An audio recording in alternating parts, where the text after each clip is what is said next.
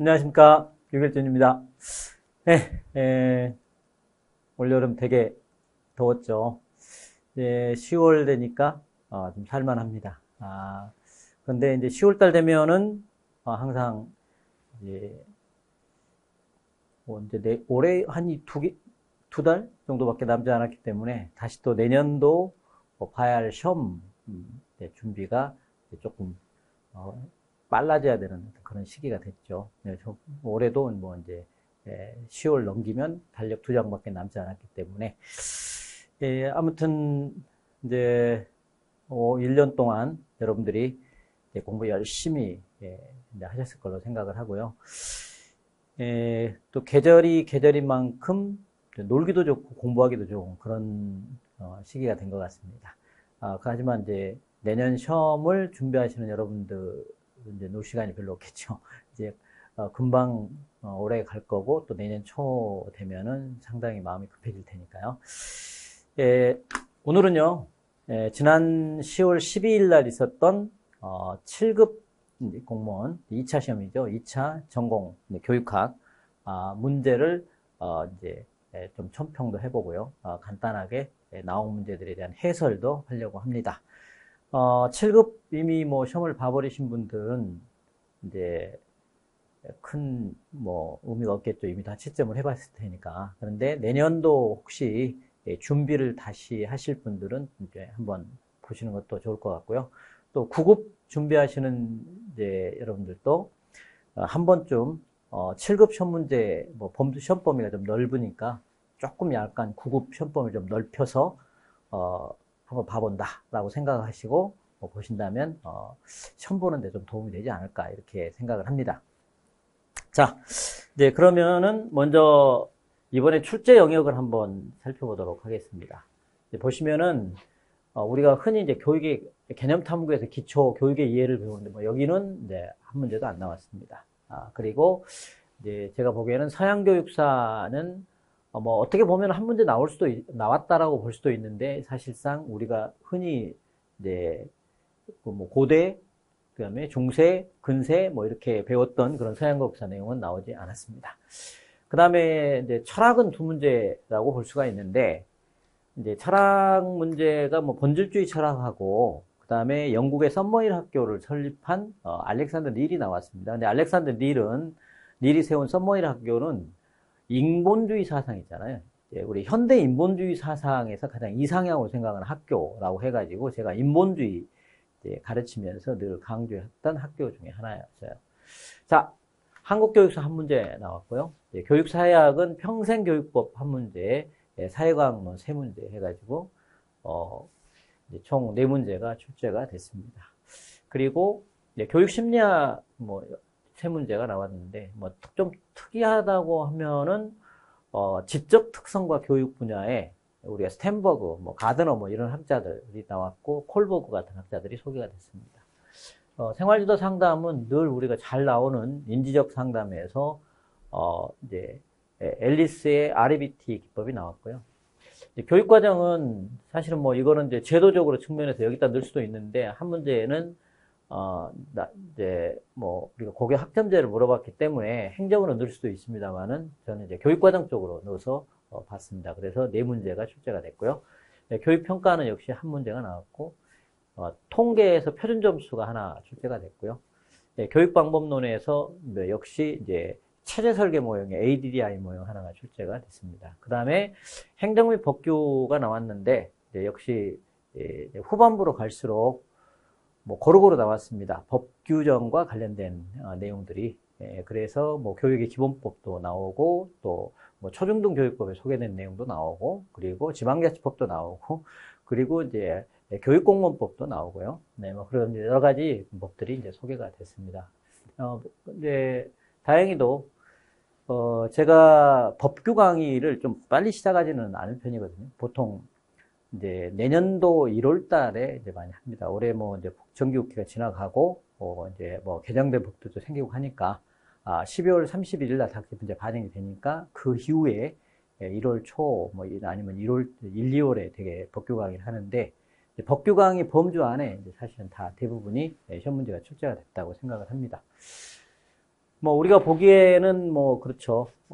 좀 특이한 문제도 한두 문제는 있을 수가 있습니다. 더더욱이나 이제 문제 출제 수가 7급은 25문제이기 때문에 범위가 좀 넓어서 이제 좀 관심을 두지 않았던 영역까지도 이제 출제가 되지 않았나라고 생각이 되기도 합니다. 그래서 아주 예외적인 문제가 한 문제 정도는 있었습니다. 네.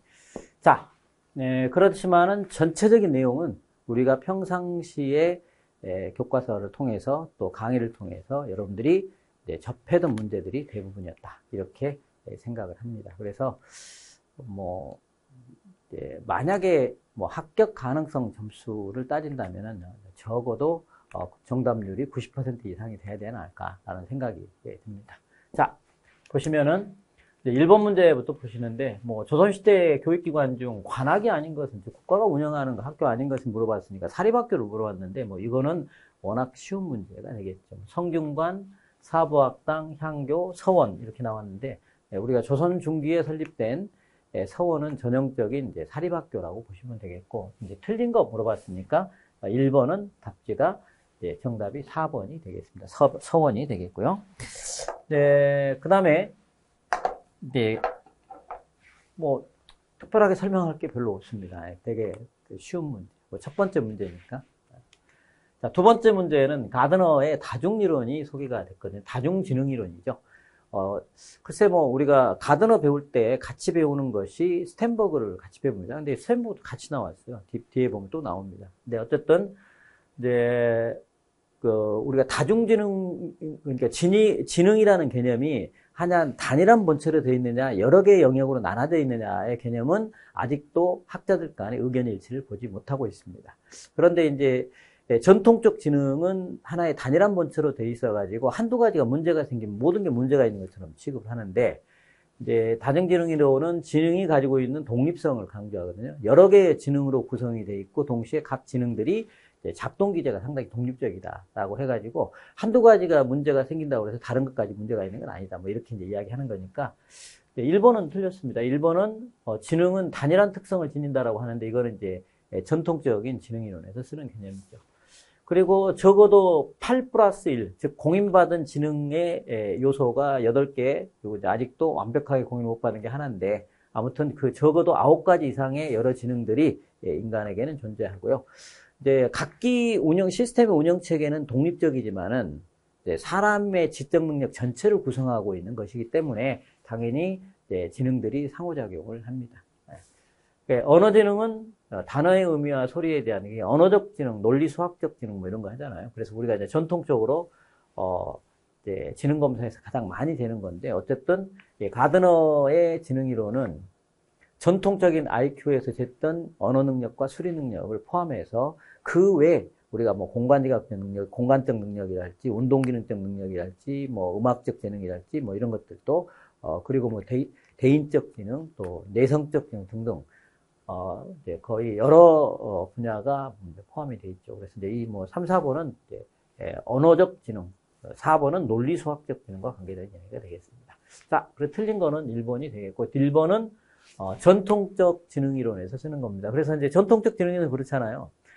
국영수, 즉 언어적 능력과 수리적 능력이 떨어지면 모든 영역도 다 문제가 생긴다. 모든 영역도 다 못한다. 뭐 이런 식으로 이야기하는 건데, 이제 가드는 그렇게 이야기를 않죠. 언어적 능력과 수리적 지능은 각기 독립되어 있고요. 나머지 다른 능력은 또 뛰어날 수 있는 능력이 있다. 이렇게 이야기하는 거니까. 그래서 1번은 틀렸습니다. 자, 이제 세 번째 문제는 행정에서 우리가 늘 기본으로 많이 배우는 이제 이론이죠. 과학적 관리 기법 또는 인간관계론, 뭐 가장 기본적으로 경영관리를 배우는 건데, 인간관계론에 해당하지 않는 걸 물어봤어요. 그럼 해당하지 않는 답지는 당연히 우리가 과학적 관리론이 정의라면 인간관계론 반으로 보잖아요. 그럼 아마 과학적 관리 쪽의 문제 것들을 말할 겁니다. 개인은 적극적이고 능동적인 존재다. 맞습니다. 과학적 관리론은 그렇지 않죠. 반대죠. 경제적 요인만 중시하는 요인은 과학적 관리론이죠. 근데 이제 여기에 경제적 요인만이 중요한 동기반은 아니다고 말했으니까 맞는 말이고요. 또 이것도 마찬가지죠. 고도의 전문화와 분업화가 반드시 생산성을 올리는 건 아니다라고 이 사람들은 주장을 합니다. 전문화와 분업화는 필요하죠. 하지만은 이제 같은 일을 계속 반복하는 데 있어서 숙련화, 전문화가 될 수는 있었어도, 네, 우리가 인간이 가지고 있는 이제 능동적이고 종합적인 능력에 비하면 너무 단순한 일이고요. 또 게다가 이제 단순한 일을 계속 반복적으로 하는 데 있어서는 권태감이나 실증을 느끼게 되는 거죠. 그래서 이제 오히려 또 생산성을 떨어뜨리는 원인이 될 수도 있습니다. 그래서 이제 이건 가장 효율적인 조직으로 이끈다라고 하는 거는 이거는 과학적 관리 기법이 되겠습니다. 과학적 관리. 뭐 이렇게 되니까 당연히 이 답변 틀렸죠. 생산 수준은 개인의 능력보다는 비공식적 사회 규범이에요. 그러니까 이게 이제 인간관계. 네, 인간관계. 그래서 또는 비공식적 조직. 쪽 조직이 굉장히 중요하다. 뭐 이렇게 이야기하니까 당연히 4번은 또 맞는 답지가 되겠죠. 자, 그래서 이 3번 문제도 뭐 인간관계론 또 과학적 관리론의 공부를 뭐 그냥 정확하게 했다면 틀릴 수가 없는 문제가 되겠습니다. 자, 틀린 답지는 3번이 틀렸으니까 자, 정답은 3번이 되겠죠. 자, 4번은 의사결정 쓰레기통 모형은 여러분들 아시다시피 우리가 조직화된 무질서를 전제한 상태에서만 가능한 이야기입니다. 조직화된 무질서를 전제한 상태에서만 존재하고. 그래서 우리가 이제 조직론 배울 때 조직은 조직인데 무정부적인 조직 뭐 이런 개념 배우셨잖아요. 조직화된 무질서를 배우셨을 텐데 아무튼 거기에서 사용하는 모형이고, 그냥 간단히 말하면 의사결정 또는 정책결정이 주목구구식으로 이루어진다는 개념으로 이해를 하시면 되겠어요. 그래서 문제 해결책, 참여자 선택의 기회가 우연치 않게 결합해서 이게 쓰레기통에 모이면 의사결정이 되는 걸로 보는 겁니다. 이건 뭐 정확한 이야기고요. 그 다음에, 그래서 이건 답이고요. 이거는 이제 점증 모형이고요. 그 다음에 이거는 이제 만족화 모형이고, 3번은, 4번은 이제 합리적 모형이 되겠습니다. 그래서 답은 1번이 답이 되겠죠. 자, 이제 그렇게 이제 기억을 해두시고, 4번 뭐 우리가 수업 시간에 워낙 많이 다뤘던 내용 중에 하나가 되겠습니다.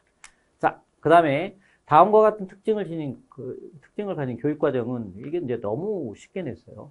결과적으로 국가 경쟁력 향상에 굉장히 중요한 분야가 이 분야잖아요. 수학, 과학 분야죠. 결국은 57년에 인공위성이 발사되고 난 다음에 이제 나타난 현상이고, 어떻게 보면 이제 자연과학 분야의 능력을 키우지 않으면, 또 기초과학 분야의 능력을 키우지 않으면 이제 국제 경쟁력이 떨어진다. 그리고 이제 이런 개념들이 은근히 우리가 자본주의 산업사회와 좀 연관이 있는, 즉 생산성과 연결이 되는 어떤 그런 부분이기 때문에 이제 강조가 되죠. 그리고 이제 직관적 사고도 강조를 합니다. 우리가 뭐 직관이라는 이야기는 어떻게 보면은 우리가 어떻게 보면은 논리적 합리적인 어떤 사고 과정을 보면은 일정한 사고 절차를 거쳐서 어떤 결론을 내거나 하잖아요. 그런데 그게 되게 압축돼서 딱 보면서 순간적으로 그런 사고 과정이 이제 이루어져서 내가 뭔가를 알아내는 그런 개념이 직관적 사고인데, 역시 이제 우리가 수학이나 과학 분야에서는 그런 직관을 중요시 여깁니다. 우리가 그런 거 있잖아요. 수학 문제 딱 보니까 이게 답이 못 같다. 근데 그 순간적으로 그게 어떤 과정을 거치면 대충 이런 것 같다라고 풀어보지 않고도 이제 예측을 하는 그런 것들을 우리가 직관적 사고라고 합니다. 그래서 수학과학 분야에서는 어느 정도 쓰이는 사고라고 생각하시면 되겠습니다. 뇌지적 동기 강조하죠. 스스로 발견이니까. 그리고 뭐 이렇게 학자까지 주어졌으니까 뭐 풀면 안 되는 것들. 그래서 4번 학문 중심 교육과정이 되겠습니다. 자, 뭐 9급 이제 공부하시는 분들도 뭐 이게 학문 중심 교육과정, 또 여기 나와 있는 교육과정 유형론은 상당히 시험 문제 잘 나오는 편이거든요. 네. 자, 그 다음에 본질주의 사상, 역시 9급도 잘 나오는 문제가 되겠습니다.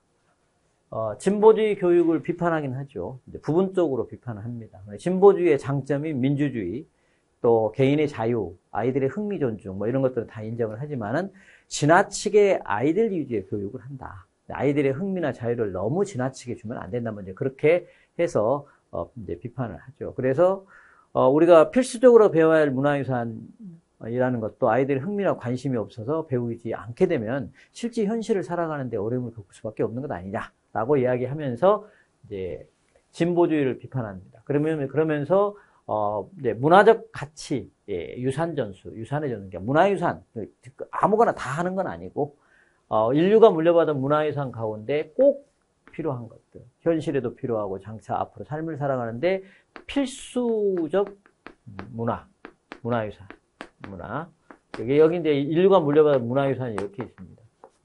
이런 것들을 중심으로 하죠. 그리고 이제 교사 중심의 훈육을 강조를 합니다. 결과적으로, 이제 교육의 주도권을 아동이 져서는 안 된다 해가지고 다시 교육의 주도권을 누구한테 옮겨주냐면, 교사에게 옮겨주는 겁니다. 훈육이란 표현, 는 전통적으로 우리가 인간이 가지고 있는 덕성, 인간의 인성을 키우는 한 가지 방법 중에 하나죠.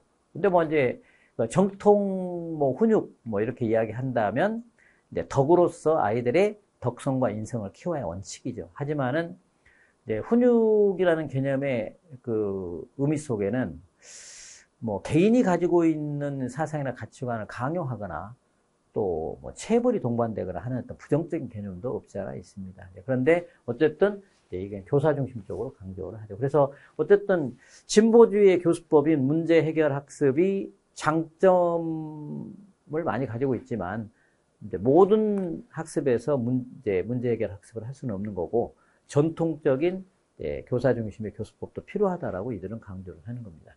대표적인 학자는 틀렸죠. 대표적인 학자는 이제 베이글리가 대표적인 학자고요. 허친슨은 항존주의 대표자가 되겠습니다. 자, 그래서 4번 못 풀면 나만 손해인 문제예요. 4번. 9급 준비하시는 분들도 이제 꼭 필요한 문제 중에 하나가 되겠습니다. 자, 그 다음에 7번은 이제 제가 아까 이야기했던 것처럼 현대 인간주의 사상에서 보는 개념입니다. 인본주의자들은 인간의 본성을 선하다고 봅니다. 성선설. 그러니까 다른 말로 말하면 인간은 태어날 때 무한한 잠재 가능성을 가지고 태어난다. 성선설의 근거를 둔 이제 논리죠. 그리고 성선설의 근거를 두게 되면 그 자체가 인간 존중 사상이죠. 이게 루소 사상에서 우리가 성선설을 찾아볼 수 있는데 루소가 성선설을 주장함으로써 사람에 대한 어떤 가치 굉장히 올라가는 거죠. 왜냐하면 그동안에는 이제 기독교적 사상에서 인성 비천 사상, 원죄설 이런 것에 근거를 뒀다고 한다면 결과적으로 성선설의 근거를 둔 거는 결과적으로 인간 존중, 아동 존중 사상의 개념으로 혁신적으로 바꾸는 개념이거든요. 인본주의가 그걸 그대로 계승했다고 보시면 되겠고요. 그리고 학습과 관련해서 최대한 자유를 허용했다. 심지어는 출석 의무를 두지도 않죠. 이 학교는. 썸머힐 학교를 창립했다는데 이제 그 학자는 알렉산더 닐이 되겠습니다. 그리고 이제 9번은 실존주의 사상가고 몬테소리 사상가도 아동 중심 사상가이고 듀이도 아동 중심 사상가가 되겠고요. 여기 1번부터 4번까지 학자들이 공통점이 있다면 전부 다 아동 중심, 아동 존중을 기반으로 하는, 인간 존중을 기반으로 하는 학자들이 되겠고 특별하게 썸머힐 학교의 창시자는 알렉산더 닐이 되겠습니다. 자, 7번은 답이 1번이 되겠습니다. 이제 잘 기억을 해두시도 나쁘지 않죠. 근데 제가 보는 문제, 이 문제는 공무원 시험에서 직접 이렇게 물어본 문제는 처음인 것 같아요. 자, 그 다음에 8번은 콜버그의 도덕성 발달이 나왔죠. 이제 콜버그는 이제 피아제의 도덕성 이론, 즉 다시 말해서 도덕적 판단 수준의 개념을 확대 발전시킨 이론 중에 하나죠. 그래서 이제 인간의 도덕성 발달 단계가 3수준이 존재한다. 그리고 3수준 6단계를 이야기하는데 어쨌든 이 3수준 6단계하고 관련된 내용들이 많이 이제 시험에 소개가 되고 있어. 근데 이제 이건 이제 극소수의 사람만이 또 도덕적 판단은 스스로 선택한 원리 양심의 결단이니까 거의 마지막 단계, 근극화 단계라고 해서 이게 보편화 단계가 되겠죠. 보편적 도덕성의 단계 이렇게 이야기는 하는 거죠. 이게 이제 답지 1번은요, 이게 4단계예요, 4단계. 법과 질서 지향의 단계라고 이제 번역하면 그렇고요. 이건 정답이고요. 착한 소년, 소녀 지향적인 단계는 이제 3단계가 되겠어요. 대인관계 조화 지향적인 단계라고 하기도 하고요. 그 다음에 이제 사회계약 정신 지향은 이건 5단계가 되겠습니다. 5단계. 네, 근데 이제 이 6단계는 콜버그가 5단계, 6단계는 이제 콜버그가 주장했던 문화권을 초월한 도덕적 판단 수준 이 개념에 조금 안 맞는 부분 중에 하나입니다. 왜냐하면 어떻게 보면 이 5단계, 6단계는 개인주의 를 추구하는 뭐 이제 그런 나라에서는 가능하지만 전체주의, 뭐 국가주의, 그리고 이제 뭐 공산주의 뭐 이런 데서는 불가능한 이야기가 되겠죠. 그래서 이제 문화권을 초월한다는 비판을 많이 받았고요. 특히 6단계는 아무나 들어갈 수 없다. 아주 훈련받은 종교인이나 철학자, 또 엄청난 도를 닦는 사람들 아니고는 쉽지가 않은 단계라고 해가지고 나중에 상당히 논란이 됐습니다. 그래서 그 논란 때문에 5, 6단계, 6단계를 포기하고 5, 6단계를 합치자라는 그런 제안도 콜보가 한 걸로 그렇게 돼 있거든요. 자, 9급 준비하시는 분들도 콜보는 매우 중요한 문제가 되겠습니다. 자, 그 다음, 앨리스가 나왔죠. 네, 합리적, 정서적, 행동적 치료 해가지고 RBT가 나왔는데, 어쨌든, 그 앨리스라는 학자는 그렇게 설명합니다. 인간의, 어떻게 보면은, 부적응 행동은 다 생각에서부터 비롯했다. 어떤 생각 때문에 그럴까? 비합리적인 생각인데, 비합리적인 생각한다고 해서 무조건 다, 문제가 생기는 건 아니고요. 현실성이 없고, 융통성 없는 생각. 인간의 생각 가운데 당위적인 생각이 있는데, 나는 반드시 뭐뭐 하지 않으면 안 돼. 반드시 뭐뭐 해야 돼. 이런 것들 있잖아. 나는 전교 1등을 하지 않으면 안 돼. 반드시 하자. 왜? 주변 사람부터 인정받고 또 주변 사람을 존중받으려면 나는 1등 하지 않으면 안 돼. 이런 현실성 없고 융통성 없는 생각들이 있잖아요. 그것이 이제 부적응 문제의 원인이 된다. 그래서 이제 그런 인간은 합리적으로 생각할 수도 있는 존재이면서 동시에 비합리적인 생각도 하는 존재이기 때문에 논리적이고 합리적인 논리 정연한 어떤 이제 반박을 하게 되면 비합리 생각을 합리적 생각으로 바꿀 수도 있다라고 강조하는 것이 해당하죠. 자, 그래서 답지 1번부터 3번은 전부 프로이드의 정신분석학적 기법이고요. 나머지 4번이 가장 핵심 기법, 디스퓨트가 가장 핵심적이 되겠죠. 이것도 9급도 매우 중요한 문제가 되겠습니다. 자, 그 다음에 10번째 스탠버그의 삼원지능 이론을 물어봤는데 같은 계열의 학자를 한꺼번에 물어보는 건 좀 예외적인 문제가 되겠어요. 그래서 이 공간적 지능이라고 있잖아요. 이거는 가드너의 다중지능이론에서 나옵니다. 그리고 이제 삼원지능은 분석적 지능, 창의적 지능, 실체적 지능 세 가지를 의미하죠. 분석적 지능은 기존의 IQ하고 똑같고요. 창의적 지능은 기존의 IQ에서 안 되는 부분이 되겠고요. 실제적 지능도 기존의 학교 교육이나 내지는 IQ 검사에서 되지 않는 거죠. 왜냐하면 실제 상황에서 실제로 문제를 푸는 능력이니까. 그래서 이제 이걸 가지고 SQ라고 해가지고 성공지능의 개념을 소개하고 있죠.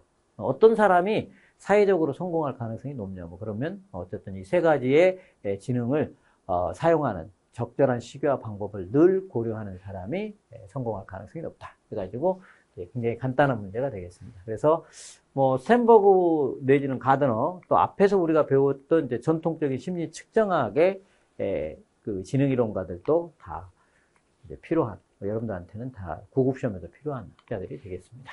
자, 그 다음에 11번째는 있잖아요. 개정 2022 개정 초중등 교육과정 총론에 제시된 교육과정 구성 중점을 물어봤는데 재밌게도 올해 국가직 9급에도 나왔습니다. 이게.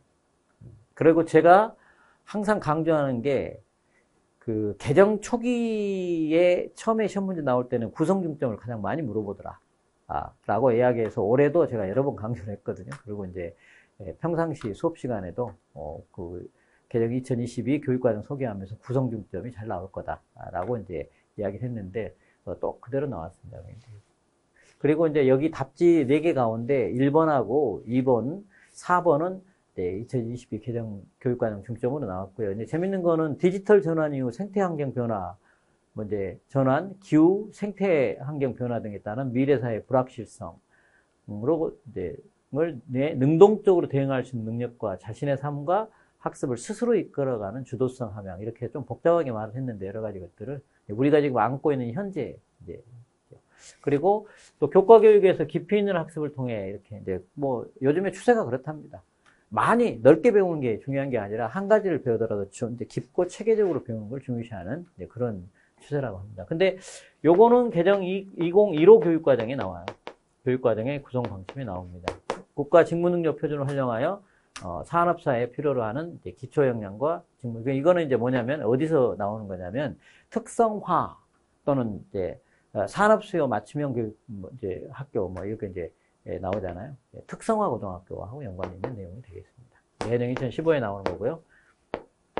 그 다음에 다양한 학생 참여형 수업을 활성화하고 문제 해결 및 사고 과정을 중시하는 평가를 하는 평가. 문제 해결 및 사고 과정을 중시하는 평가 뭐 이렇게 이야기했으니까 뭐 우리가 흔히 말하는 최소한 주관식 서술형 이상의 수행 평가를 강조하는 겁니다. 참고해. 자, 이제 그래서 이제 이런 내용들은 들어있고 이제 3번은 이제 빠져 있습니다. 그래서 제가 그 해설서에다가 아예 그냥 그 통째로 교육과정의 개정 중점을 써놨는데 개정 중점이 몇 개 나오냐면은 7개 나와요.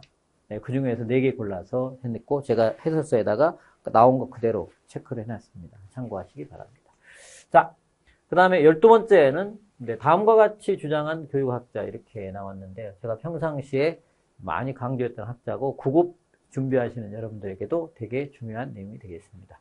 행동목표, 즉 행동주의자들 하는 행동목표의 한계를 지적했고 교육과정의 예술적 접근, 예술적 접근을 통한 교육과정 개발, 그리고 평가에 있어서 교육적 감시관 주장한 학자는 아이스너가 되겠고요. 여기 나와 있는 타일러와 프랭크 보비트 있잖아요. 이 학자들은 되게 전통주의자이고요. 아이스너나 애플 같은 학자들은 재개념주의자들에 속합니다. 재개념. 그런데 이제 애플 같은 경우는 거의 이제 교육과정 사회학자에 가까워요. 교육과정 사회학자. 미국 쪽에서는 신교육 사회학이라고 안 하고 교육과정 사회학자라고 이야기하죠. 교육 내용이 가지고 있는 여러 가지 이데올로기적 논쟁 또는 어떤 특정 계급 편향성, 뭐 이런 것들을 비판하는 학자입니다. 그러나 실제 자기가 교육과정 모형을 제시하고 기존의 전통적인 행동 목표의 한계 또는 이제 모형 중심의 교육과정, 쉽게 말해서 이제 행동공학적인 측면의 접근, 그다음 기술공학적인 접근, 뭐 이런 걸 비판하는 내용이 바로 이 예술적 접근에 들어있습니다. 자, 그래서 답은 2번이 되겠고요. 평균 수업 시간에 많이 배웠던 거고, 또 9급 여러분들에게도 매우 중요한 문제가 되겠습니다. 자, 그 다음에 13번 문제는 정말 오랜만에 보는 문제가 되겠고요. 이론적 근거에 기반한 추상적이고 가설적인 개념으로 라고 했는데, 이제 그게 뭘까요? 그러니까 인간의 가정적 속성을 말하거든요. 인간이 아직 구체적이고 과학적으로, 논리적으로 검증이 안 된 인간의 가정적 속성을 말을 합니다. 그 다음에, 타당도란 조작적으로 정의되지 않은 인간의 심리적 특성의 성질에 이 조작적 정의라는 것은 구체적인 정의를 말합니다. 부여한 후 검사가 이를 제대로 측정해낸 걸 검증하는 걸 말합니다. 조작적이란 말 많이 쓰죠. 우리가 예를 들어서 이제 교육의 개념에도 그런 게 있잖아요. 조작적 정의의 개념에 행동주의적 정의가 있지 않습니까? 인간 행동의 계획적인 변화. 이런 식으로.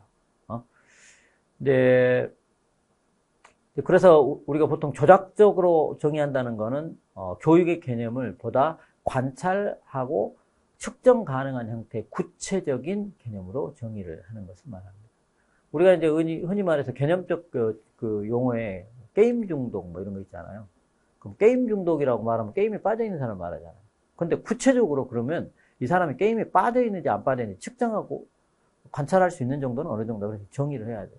적어도 하루에 8시간 이상 게임에 빠져있다면 그건 게임 중독으로 하자. 이렇게 이제 정합니다. 그러면 이제 그게 구체적으로 정하는 거죠. 그래서 이 사람이 진짜 게임 중독인지 아닌지를 이제 구체적으로 관찰할 수 있는 겁니다.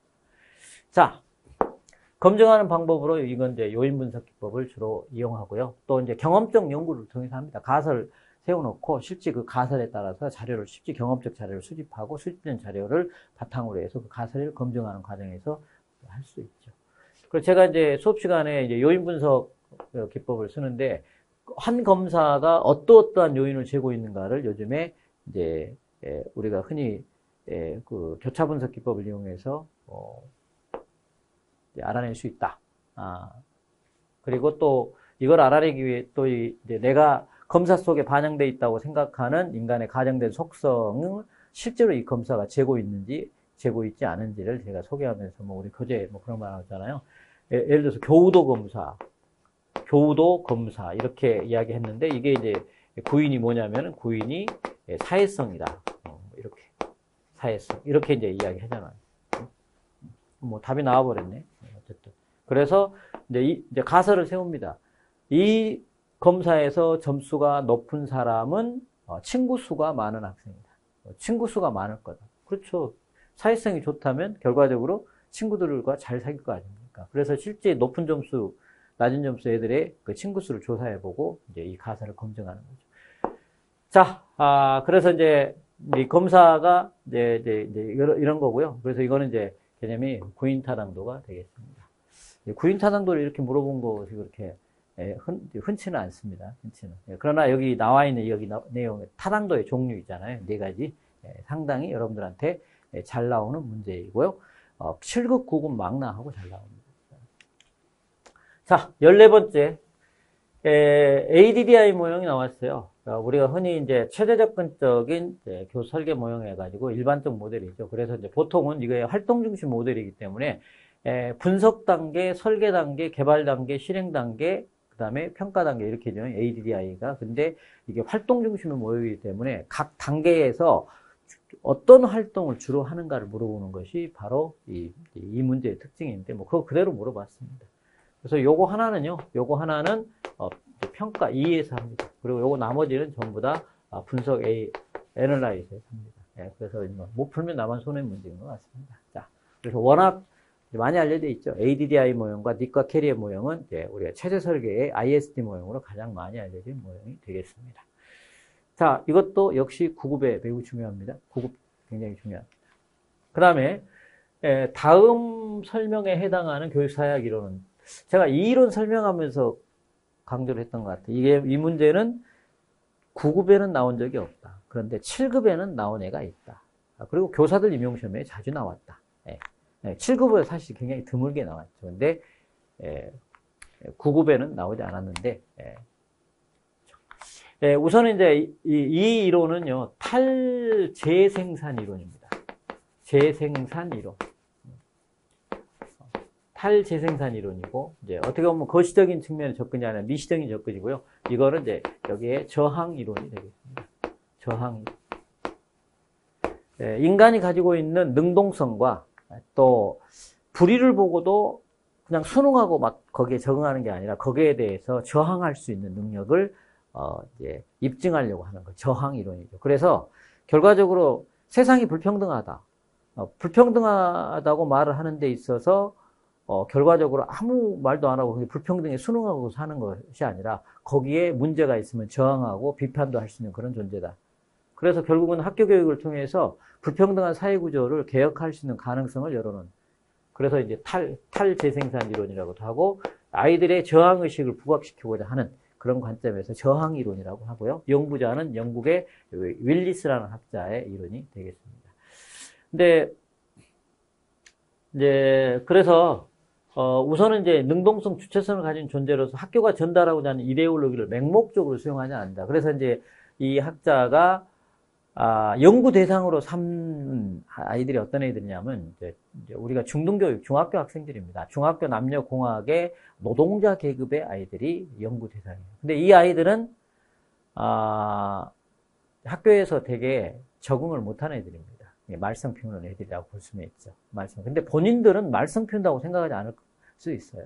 왜냐하면 본인들은 평상시 자기들의 습관대로 하기 때문에, 왜냐하면 노동자 급의 아이들이기 때문에 이 논문의 굉장히 핵심적인 키가 뭐냐면 이들이 가지고 있는 문화 정체성 있잖아요. 문화 정체성. 정체성이 뭐에 주는 영향이냐면 학교 생활과 결과적으로 직업 선택에 어떤 영향을 주는가를 연구하는 거거든요.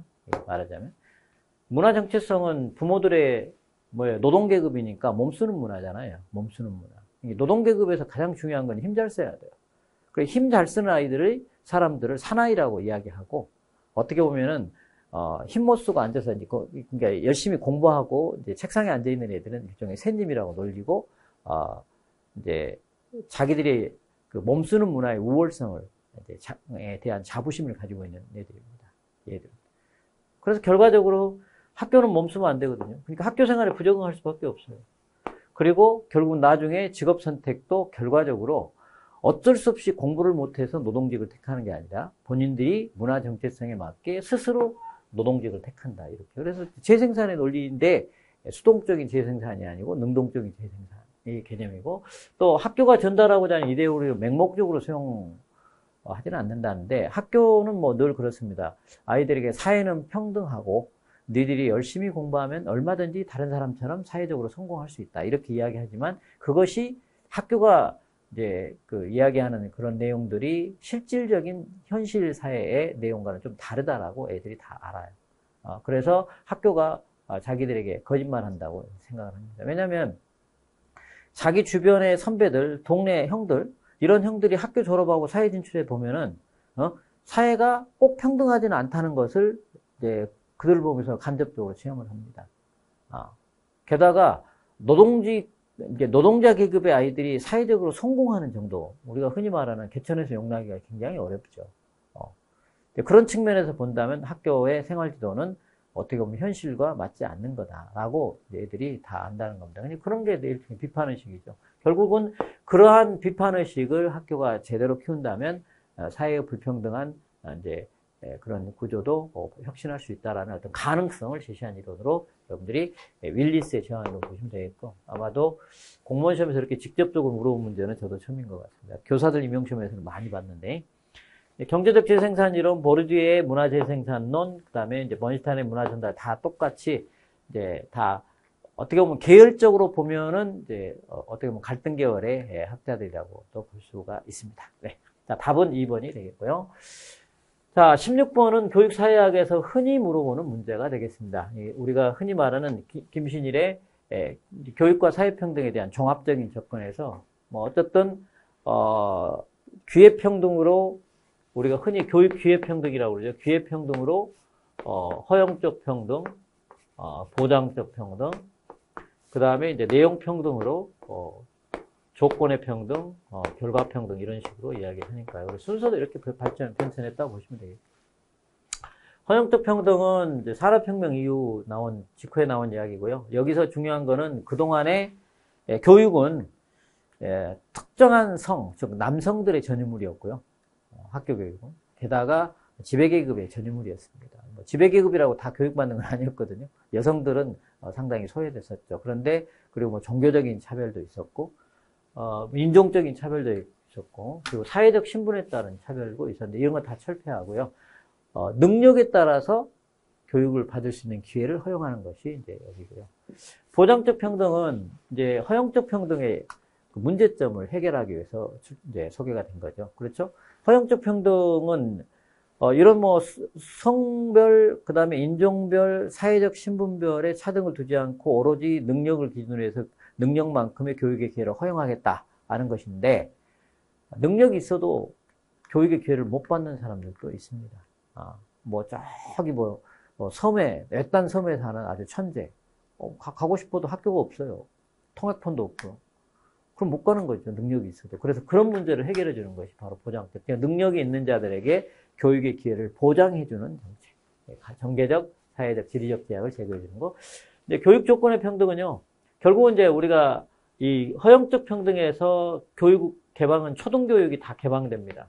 초등교육, 여기서 또 중등교육이 개방이 됩니다. 그럼 중등교육이 개방이 되면 고등학교까지는 다 누구나 다닐 수 있는 그런 이제 상황이 되거든요. 근데 이제 그 이상 학교, 우리가 고등학교 생각하면 우리도 이제 뭐 그런 이야기 많이 하죠. 가능하면 명문대학이라 좋은 대학 많이 보내는 학교, 고등학교에 가고 싶어 해요. 우리나라 사람들. 그런데 이제 학부모들이 생각하기에 왜 그러면 그 고등학교가 명문대학이나 좋은 대학에 많이 보내는 그런 이제 실력 있는 학교가 됐느냐. 그거는 교육 조건이 좋기 때문에 그렇다라고 생각하는 겁니다. 교육 조건은 이제 교육과정, 교사의 자질, 교육시설 등 이런 것들이 다른 학교에 비해서 우수하기 때문에 결과적으로 좋은 결과를 끌어내는 거다. 그래서 이제 학부모들은 그러면 그런 것이 좋지 못한 학교를 다니게 되는 아이들, 또 그쪽으로 우리가 뭐 예를 들어서, 이제 흔히 말해서 이제 추첨해가지고, 평준화처럼 가는 아이들, 부모들이 불만이 있겠죠. 그래서 이제, 그런 교육 조건들을 다 똑같게 해달라는 것이 바로 이거니까. 자, 결과 평등은요, 이제 이거는 기회 평등에 대한 반발이거든요. 결과적으로 학교를 다니게 해서만은 충분치 않다. 여전히, 왜냐하면 이제 보장적 평등처까지 했으면은 여전히 아이들 간의 성적의 차이는 여전히 났어요. 그리고 이제 사회계층별의 성적의 차이도 여전히 났고, 그래서 교육이 이제 교육의 불평등을 해소하지 못할 뿐만 아니라 사회 불평등에도 별로 공헌하지 못한다는 어떤 지적이 있었습니다. 그래서 좀 더 적극적인 방법을 취하려면은 학교는 그냥 다니는 것만으로 충분하지 않고 학교에서 배워야 할 걸 제대로 배우는 것이 중요하다는 겁니다. 그래서 우리가 그렇잖아요. 학교 교육이란 장차 어른이 됐을 때를 준비하는 것인데 어떤 애들은 제대로 배우고 나가고 어떤 애들은 제대로 목표나 제대로 배우지 않고 나간다면 결국 그것이 사회불평등의 원인이 되는 건 아니냐. 교육불평등, 사회불평등 원인이 되는 거 아니냐. 그래서 학교를 다니게 하는 것만으로 충분하지 않고 다니게 하되 배울 걸 제대로 배우기 위해서 배우게 해서 내보내야만 이제 결과적으로 교육불평등도 없을 뿐만 아니라 사회불평등도 없어진다. 이렇게 이야기하는 겁니다. 그렇게 되는데 이제 문제는 그러려면은 공부를 잘하는 아이들에게 보다는 공부를 못하는 애들에게 학교가 더 신경을 써서 공부를 못하는 아이들이 공부를 잘하는 애들하고 똑같은 성적을 낼 수 있도록 만들어줘야 된다. 이처럼 동일한 교육 환경을 제공해 주는 것이 아니라 오히려 동일한 교육 환경을 제공해 주는 건 조건의 평등입니다. 예. 그래서 이 4번이 틀렸죠. 예, 4번. 자, 흔히 나오는 문제, 여러분들이 평상시에 공부를 많이 하셨을 거로 생각합니다. 이거 구급도 매우 중요한 문제가 되겠습니다. 자, 평생교육법이 나왔습니다. 좀 까다롭게 나왔어요. 평생교육법이. 평생교육법 좀 까다롭게 소개가 됐습니다. 평생교육법은 교육사회학의 평생교육론 쪽에서 꼭 하나는 나올다고 이제 나옵니다. 그러니까 구급도 평생교육법은 반드시 보셔야 되는, 우리 봐야 될 기본 법령이 있어요. 헌법 31조, 그 다음에 교육기본법, 초중등교육법, 그 다음에 평생교육법, 기본으로 봐야 될 4개의 법이 있습니다. 그 외에 먼저 우리가 지방자치법, 교육자치법도 꼭 보셔야 될 것이고, 교육공무원법도 이제 꼭 보셔야 될 것이고, 등등. 자, 근데 이 평생교육진흥에 관한 기본계획 수립의 개념이 나왔는데요. 이제 연도별 평생교육진흥계획 수립, 이거는 누가 하냐면 시도지사가 합니다. 여기는 시도지사 몫입니다. 이거는. 그리고 유치원 및 학교장은 평생교육 프로그램에 관한 때 평생교육사를 채용할 수 있습니다. 채용할 수 있습니다. 이게 해야 한다는 건 아니고요. 했을 때 정부가 재정적인 지원도 할 수 있습니다. 국가와 지방자치단체 공공회장은 각종 사업 경영자 또는 소속 직원의 평생학교를 확대하게 해서 유급 또는 무급의 학습여가 등등 이런 거 교육 휴가제라 해가지고 들어있는데, 두 번째 거는 이제 평생교육법, 이게 답지 2번은요, 평생교육법 26조에 있는 거예요. 26조에. 그리고 답지 1번은 11조에 있는 거고요. 그리고 3번은, 이건 틀렸습니다. 이건 틀렸고, 6번. 그 다음에, 답지, 이제 3번, 3번, 국가와 지방자치 이게 이제 학습부가 교육부하고 관계된 거는,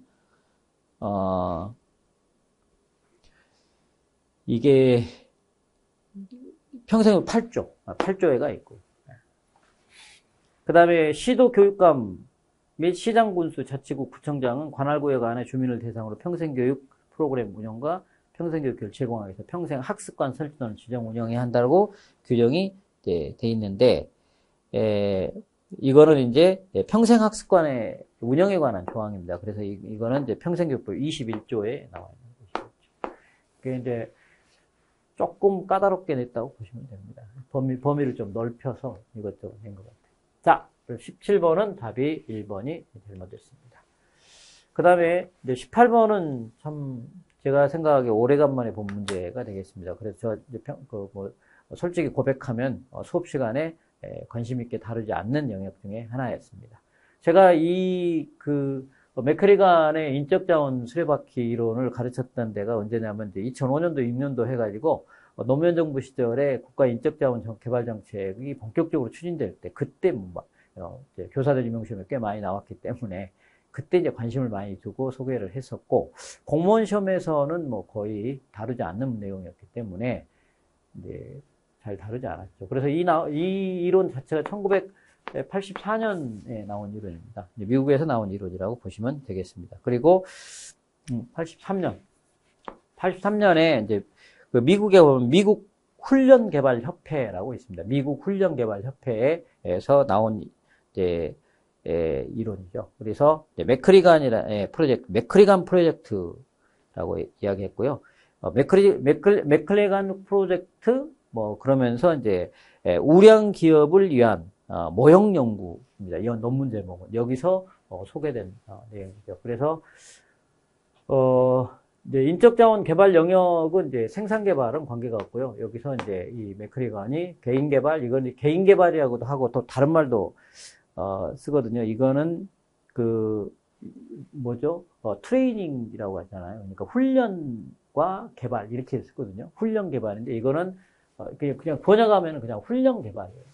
훈련과 개발 이렇게 이야기하는데 이거는 개인 개발을 의미합니다. 그리고 경력 개발, 캐리어 개발, 그리고 이제 조직 개발 이 세 가지를 맥크리간이 이제 그 수레바퀴 모형에 제시된 인적자원 개발 영역으로 제시를 한 거고, 뭐 굉장히 오래 지났죠. 83년에 나왔으니까 83년 나온 거. 그리고 제가 이제 83년에 나온 거고, 그리고 가르칠 때는 이제 한 2005년 이후에 많이 가르쳤던 내용 중에 하나인데 오랜만에 나왔습니다. 다만 좀 아쉬운 거는 이제 뭐 수업 시간에 이제 제대로 많이 다루지 않았다는 인적자원 개발 문제는 이제 큰 틀에서 평생교육 범위 안에 들어있긴 하지만은 자세한 내용들은 사실상 다루지 않아서 좀 아쉽긴 합니다. 이 문제는. 자, 뭐 알아두시면 좋을 것 같고요. 구급도 뭐 참고해서 알아두시면 나쁘지 않을 것 같습니다. 자, 그 다음에 교육의 기본법, 이제 법령 문제가 나왔죠. 이제 나왔는데, 뭐 기본법은 필수로 봐야 될 법령이죠. 그죠? 모든 국민은 성별, 종교, 신념, 인종, 사회적 신분, 경제적 지위 또는 신체적 조건 등을 이루 교육에서 차별받지 아니한다 해가지고 우리가 이제 헌법 31조 1항에 모든 국민은 각자 능력에 따라서 교육의 기회를 균등하게 받을 권리가 있다라고 했는데 그 기회균등과 관련된 기본적인 조항이 되겠습니다. 그래서 뭐 이건 기회균등 4조에 해당하고요. 국가와 지방자치는 교육의 자주성과 전문성을 보장해야 하며 국가와 지방자 교육의 자주성을 존중해야 한다 이렇게 나왔는데 이거는 이제 교육의 자주성에 관한 존중이 되겠습니다. 자주성에 관한 조항 해가지고 5조에가 되어 있습니다. 한번 5조는 행정학 쪽에 그 이론과 한번 연계해가지고 이제 그 교육 행정의 그 자주성 존중의 원리라고 있거든요. 그것과 연계해서 한번 소개가 된 적이 한번 있고요. 의무교육은 초등학교부터 고등학교가 있는데 우리나라는 현재는 초등교육과 법률이 정하는 바 이렇게 헌법에 규정이 되어 있잖아요. 법률은 중학교 3년으로 되어 있습니다. 그래서 이거는 이제 틀린 답이고요. 그 다음에 전 국민을 대상으로 하는 모든 형태의 평생교육은 장려돼야 한다 해가지고 결국은 이제 평생교육은 이제 10조 평생교육 장려에 관한 조항 10조에가 나와 있습니다. 그래서 뭐 내용 자체는 그렇게 어려운 내용이 아니에요. 어려운 내용이 아니고요. 기본법의 뭐 조항이 이렇게 많지 않기 때문에 여러분들이 조금만 제대로 숙지하신다면 기본법은 쉽게 풀 수 있습니다. 자, 20번째 문제. 학교 회계 등 교육제도에 관한 설명을 물어봤는데, 이제 이 문제는 뭐 아시다시피 초중등교육법에 이제 학교 회계에 관한 규정이 30조 이하에 나와 있습니다. 30조 이하에. 그래서 보시면 되겠고요.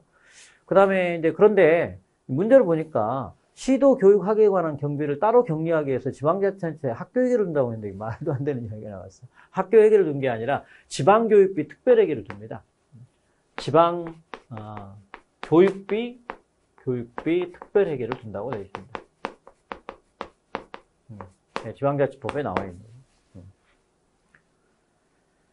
네, 그래서 이거는 이제 그 지방교육 자체에 관한 법률보다도 지방자치법에 나와 있는 내용입니다. 네. 그 다음에 초중고등학교 회계는 지방자치단체 심의 의결을 거쳐서 성립되며 이렇게 나왔는데 이거는 이제 지방교육비, 지방교육 예산이 그렇죠. 지방자치단체한테 우리가 지방의회 심의 의결을 거쳐서 성립이 됩니다. 회계연도는 그러니까 교육비 지방교육 재정 관계된 이야기죠. 학교 회계는요, 지방자치 심의 의결이 아니라 학교 운영위원회의 심의를 거쳐서 이렇게 됩니다. 그리고 이제 회계연도는 3월 1일부터 다음에 2월 말까지 이것도 틀렸고요. 그 다음에 학교회계는 국가의 일반회계, 지방자치 교육비 특별회부터 받은 전입금, 학교 운영의 심의를 거쳐서 학부모가 부담하는 경비, 발전기로부터 전입금, 국가 지방자치 보조금 및 지원금, 사용료 및 수수료, 이월금, 물품 등 해가지고 이게 학교 세입, 학교 수입입니다. 이거로 돼 있고요. 30조 2에 나와 있는 내용 그대로입니다. 의무교육에 종사하는 교원의 봉급은 이제 지방교육비 특별회계에서 나갑니다. 그래서 이제 정부가 보통교부금이라고 주잖아요. 보통교부금하고 그 다음에 이제 뭐 보통교부금 뭐 하고 그리고 이제 지방자치단체 일반회계로부터 전입금 뭐 또 있고 그리고 이제 뭐 기타 정부의 보조금 등등이 해가지고 이 지방교육비 특별회계인데 결국은 그 지방교육비 특별회계 안에서 다 해결을 합니다. 이것도 틀렸죠. 원래는 이제 의무교육은 국가가 경비를 이제 돼야 되죠. 그런데 그 의무교육과 관련된 경비하고 연관해서 옛날에는 이제 의무교육에 종사자의 교원 봉급은 따로 줬어요. 그래서 이제 우리가 지방 교육적인 교부금에 봉급 교부금이라는 게 따로 있었습니다. 근데 그게 이제 없어졌고 다 보통 교부금에 다 포함돼서 줍니다.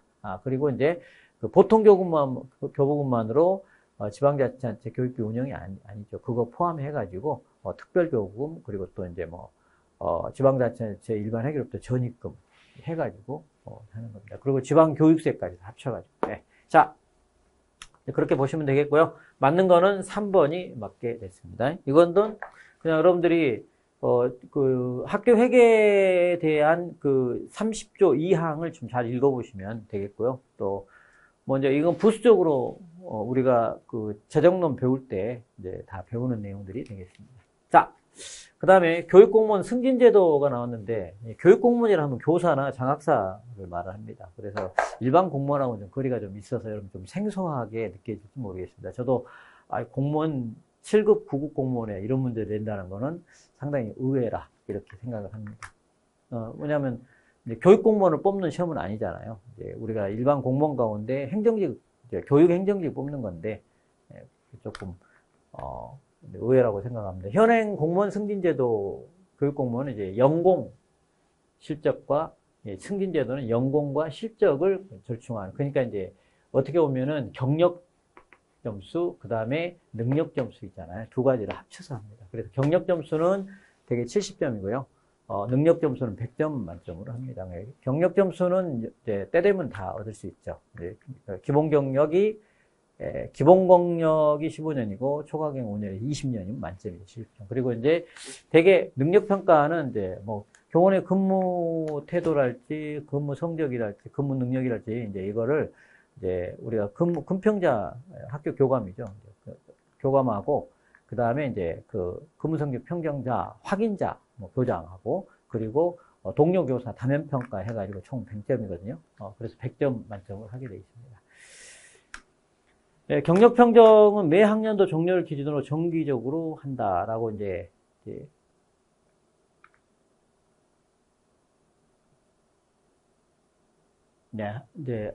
하는데, 경력 평정과 관련해서는, 그렇죠. 아까 이야기했던 것처럼,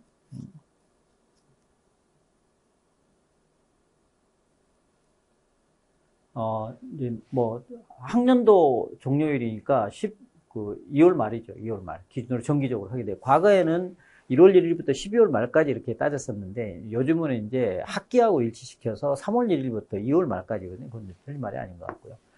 그 다음에 근무 성적 평정은 매 학기 종료일이 아니라 마찬가지예요. 이것도 이제 학년도 종료일입니다. 종료일을 기준으로, 아까 이야기했던 것처럼 이제 그 근무 성적 평정하시는 이제 분이 이제 평정자, 그리고 확인자, 다면평가의 합산으로 하게 되어 있습니다. 그러니까 종료일을 기준으로 동료 교사의 다면평가 결과를 합산한 성적을 하는 건 이제 아니고요. 대개는, 이제 근무 성적 평정자, 교사가 평정하는 근무 성적, 근무 실적, 근무 태도 뭐 이런 것들.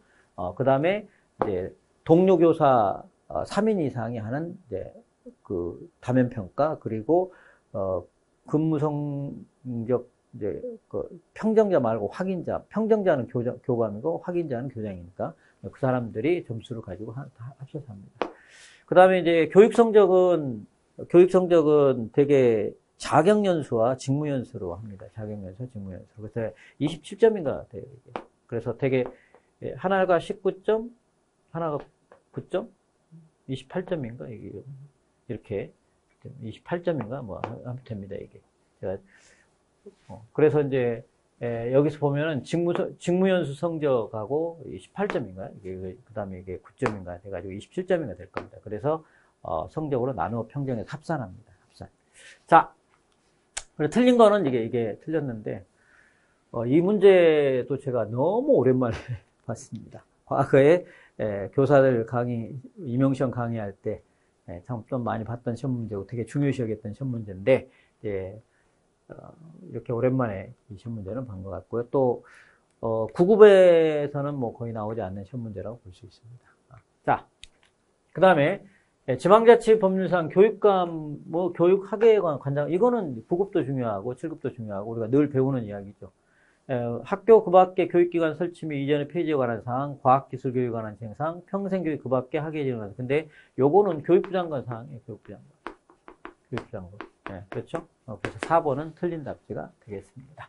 지방자치에 관한 법률 좀 쉽게 나왔습니다.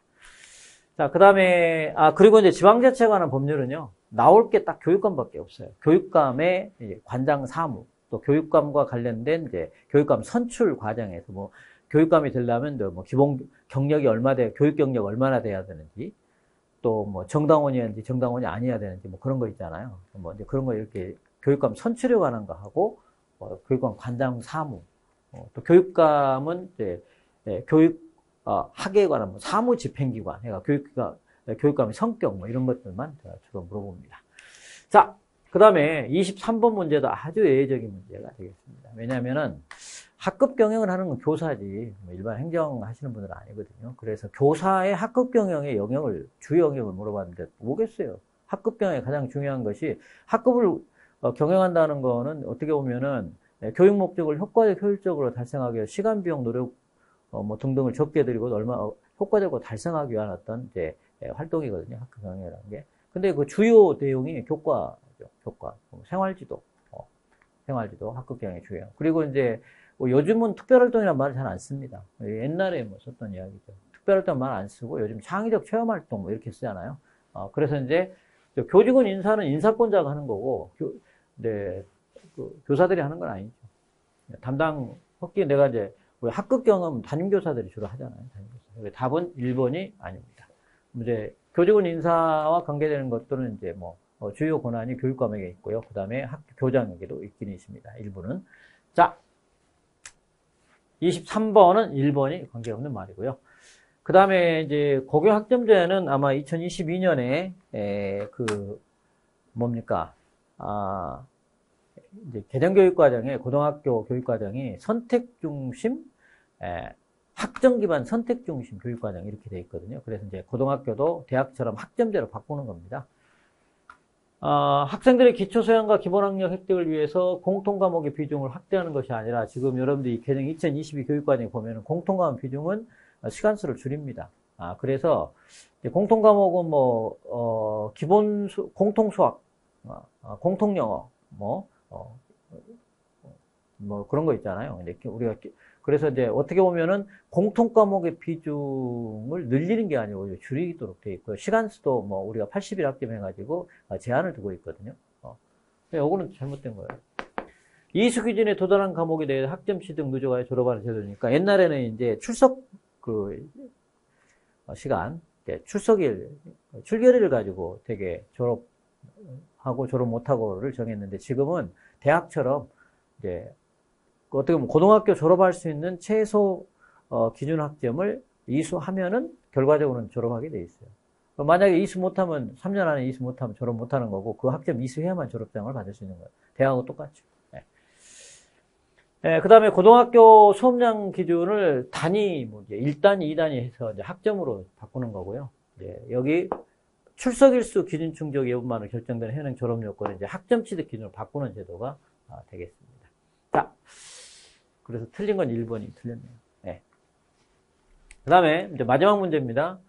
통계학의 문제인데 이거는 9급에도 가능성이 있습니다. 7급도 가능성이 있고. 제가 수업 시간에 되게 열심히 가르쳐요. 근데 학생들이 너무 오랫동안에 이제 뭐 수학 좀 개념들을 놓고 있는 학생들이 있어서 좀 이해를 빨리빨리 못 하시는 분도 있는데 어쨌든 이 문제는요.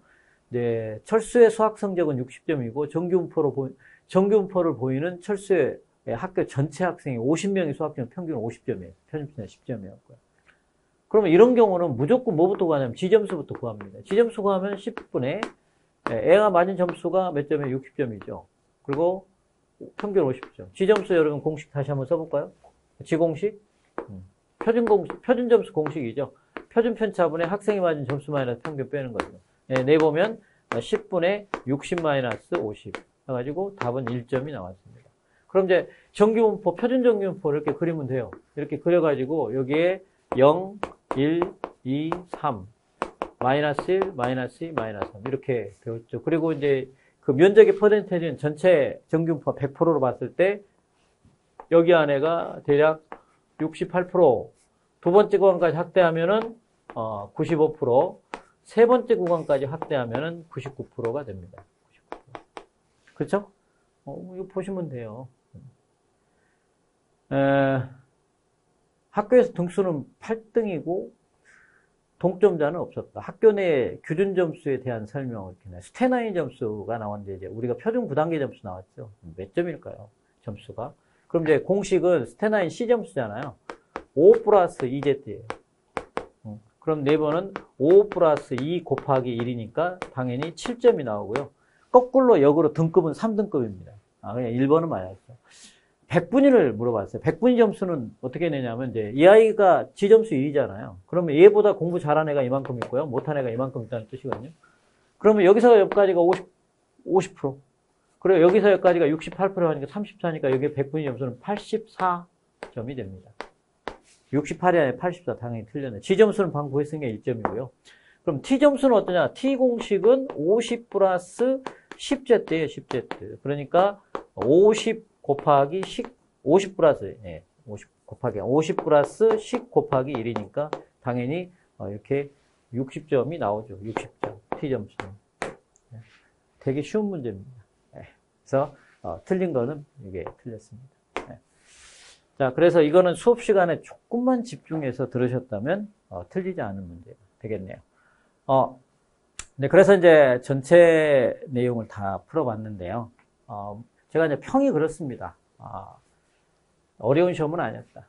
다만 예외적인 시험 문제 한두 개 빼고는 어려운 시험은 아니었다. 그리고 우리가 뭐 학급 경영의 문제랄지 교사 아까 좀 까다로운 문제 두 문제 있었거든요. 예를 들어서 이제 매크리간 문제하고 그다음에 이제 교사들 승진 관계된 문제는 좀 관심이 없을 수도 있는데 제가 이제 앞으로는 그렇게 여러분들이 공부를 해야 될 것 같아요. 9급은 이제 강조는 안 하지만은 7급 혹시 준비하시는 분들은 조금 범위를 넓혀서 그동안의 정통적인 교육학에서 다뤘던 영역들은 가능한 좀 다 다뤄보시는 게 좋지 않을까. 인사행정도요. 간단하게 일반 공무원에 해당하는 용어만 다루지 말고 교육공무원들의 승진 개념까지도 좀 포함을 시키고요. 또 더 우리가 행정학 공부를 할 때 학급 경영론 부분도 7급 하시는 분들은 좀 하시는 게 좋지 않을까라고 생각을 합니다. 만약에 이렇게 시험 문제 내면 갈수록 시험 범위가 넓어진다는 거거든요. 근데 뭐 시험이라는 게 주최 측에서 알아서 내는 거기 때문에 우리가 마음대로 하는 건 아니기 때문에 공부란 아무튼 대비할 수 있을 만큼 철저하게 대비해 놓는 것이 그게 정석이에요. 좀 편하고 좀 간단하게 이거는 굉장히 어떻게 보면 좀 도박이죠. 그래서 우리가 공부해야 할 영역이 있다면 그 영역은 좀 테두리를 크게 그어서 공부를 하시는 게 좋을 것 같고요. 좀 참조가 될 수 있다라면은 과거에 교사들 임용시험의 객관식 시험 문제 있잖아요. 객관식 시험 범위가 이 정도였거든요. 이번에 7급 나오는 범위였거든요. 그러니까 7급 준비하시는 분들은 조금 더 9급에 비해서는 범위를 좀 넓혀서 공부하시는 것이 좋을 것 같다고 합니다. 그리고 이제 방금 뭐 이제 꼭 9급에는 필요한 건 아니지만은 7급에는 필요하지만 9급에는 필요치 않는 것도 있고요. 또 이 오늘 문제에는 9급 준비하신 분들에게도 되게 중요한 문제들이 꽤 많았습니다. 네, 거의 필수적으로 잘 나오는 문제들이 대부분이었어요, 문제가. 그러니 9급 준비하시는 분들도 제가 아까 9급에도 뭐 굉장히 중요하게 다뤄지고 있다라고 하는 문제들은 9급 준비하시는 분들도 철저하게 준비를 해 주시는 것이 좋을 것 같다라고 생각이 듭니다. 자, 매년 7급 시험 끝나고 나서 느끼는 게 문제가 어려운 문제는 아니다. 다만 좀 대비만 조금만 철저하게 한다면 누구나 다 거의 만점에 가까운 점수를 맞지 않을까 하는 그런 문제들 정도 수준이라고 저는 생각을 합니다.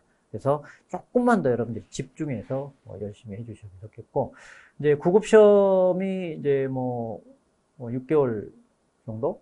막 길어야 얼마 안 남았습니다. 9급 준비하시는 여러분들도 이제 뭐 기출문제 좀 참조하시는 것도 좋을 것 같고요. 그래서 제가 이제 9급 준비하시는 분들을 위해서 11월 달부터 연도별 기출문제라 해가지고 2015년부터 작년 올해까지 2024년까지 연도별로 기출문제를 이제 기출문제 반이죠. 기출문제 반을 만들어서 이제 시험 범위 다시 한번 확인하고 또 여러분들이 그동안에 공부해왔던 것들을 기출문제를 통해서 다시 한번 정리할 수 있게 하는 강의를 이제 진행을 하려고 합니다. 이제 관심 있는 분들 많이 참여해 주시고 특히 제가 9급은 기본이고요.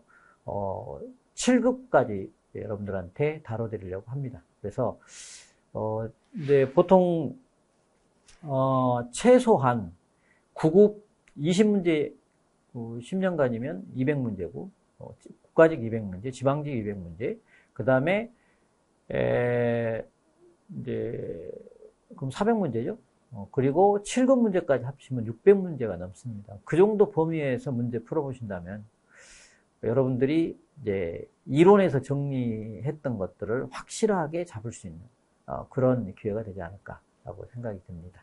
자, 이제 앞으로 얼마 남지 않은 공무원 시험 대비해서 좀 더 여러분들이 집중해서 공부를 하시기를 바라고 또 공부하기 좋은 계절이니까 여러분들이 더 집중해서 공부하시라고 믿습니다. 자, 다음번에 또 이제 기회가 있으면 여러분들 또 찾아뵙도록 하겠습니다. 오늘 7급 해설 강의는 여기까지 하도록 하겠습니다. 자, 긴 시간 들어주셔서 감사합니다. 자, 마치겠습니다.